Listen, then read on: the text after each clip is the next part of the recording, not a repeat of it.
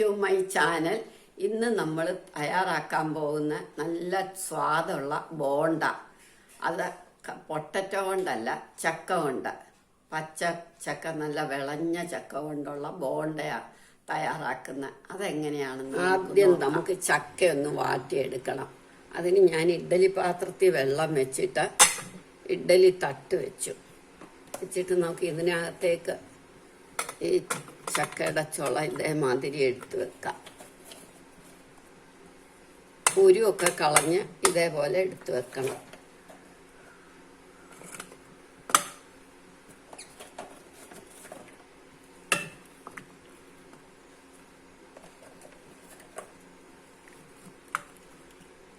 ഒരാവി വന്നാൽ മതി. അപ്പോൾ നമുക്ക് ഇങ്ങെടുക്കാം. ഇത് അടച്ചു ഒരു 2 മിനിറ്റ് മതി. ആവി വരുമ്പോൾ നമുക്ക് ഇതിങ്ങെടുക്കണം.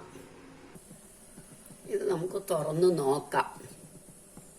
ഒന്ന് വാടി, ഇത്രയും വാടിയാൽ മതി. ഇനി നമുക്ക് സ്റ്റൗ ഓഫാക്കാം. ഇതൊന്ന് ആറട്ടെ. നമുക്കിത് വേറൊരു പാത്രത്തിലേക്ക് എടുത്തു വെക്കാം. അരിയണമല്ലോ, അപ്പം ആറിയിട്ട് വേണം.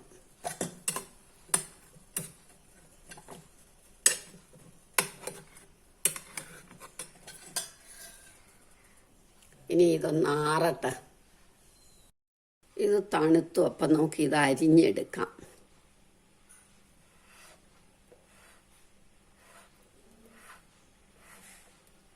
ചെറുതായിട്ട് അരിയണം.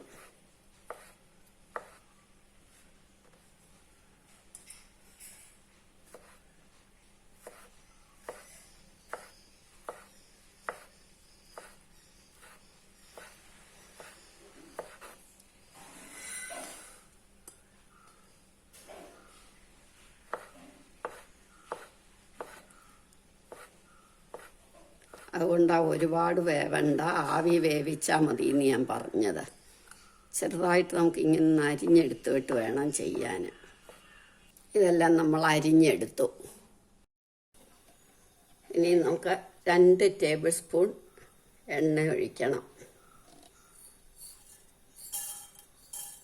1 ടീസ്പൂൺ കടുകിട്ടു. കടുക് പൊട്ടട്ടെ.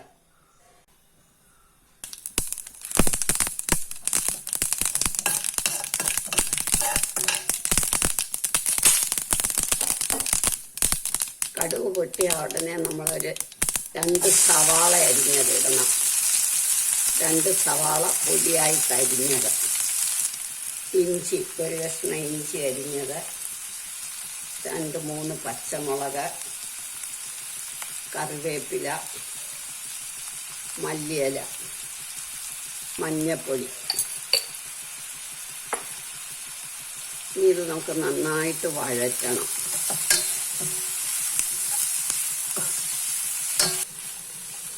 ഇത് വഴന്ന് കഴിയുമ്പോൾ നമുക്ക് നമ്മളുടെ ചക്ക അരിഞ്ഞതും കൂടി ഇടണം.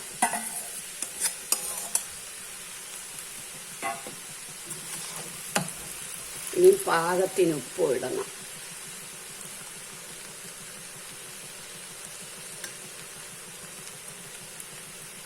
ഒരു 1/2 teaspoon garam masala powder, 1/2 teaspoon കുരുമുളക് പൊടി, കായപ്പൊടി പാകത്തിന്. നന്നായിട്ടൊന്ന് ഇളക്കണം.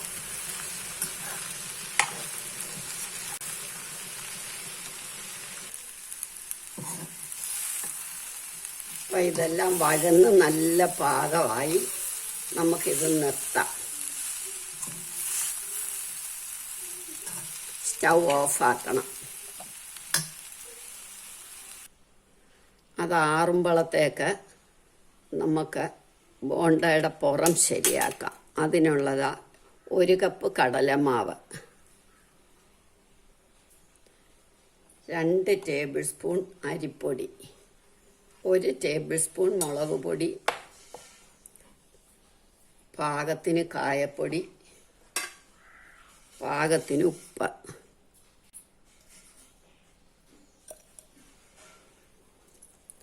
വെള്ളം ഒഴിച്ച് നമുക്ക് പാകത്തിനാക്കിയെടുക്കാം.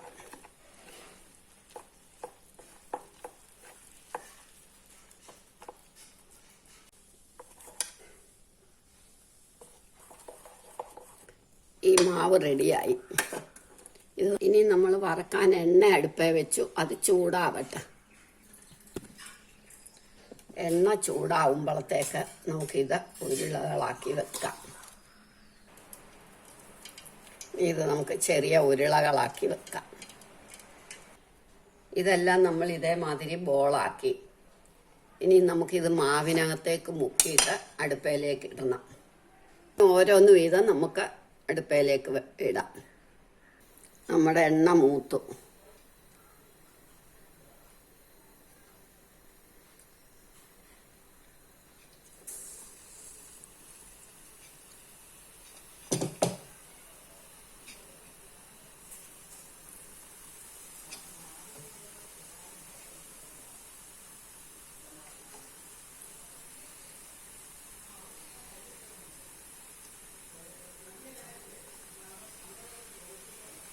എല്ലാവരും ഇത് ട്രൈ ചെയ്ത് നോക്കണം.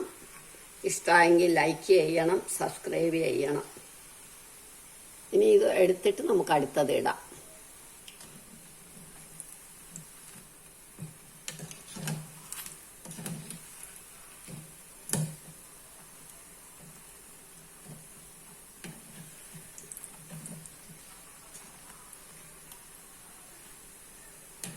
ഇനി ഇത് നമുക്കിങ്ങനെ കോരിയെടുക്കാം.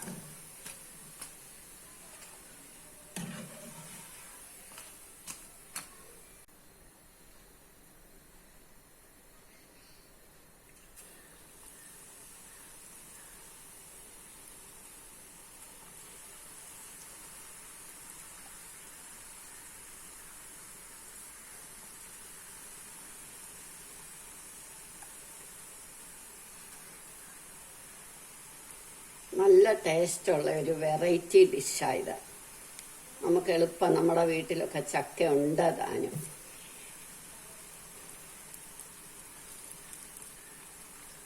ഇതേമാതിരി നമുക്കെല്ലാം ഉണ്ടാക്കിയെടുക്കാം.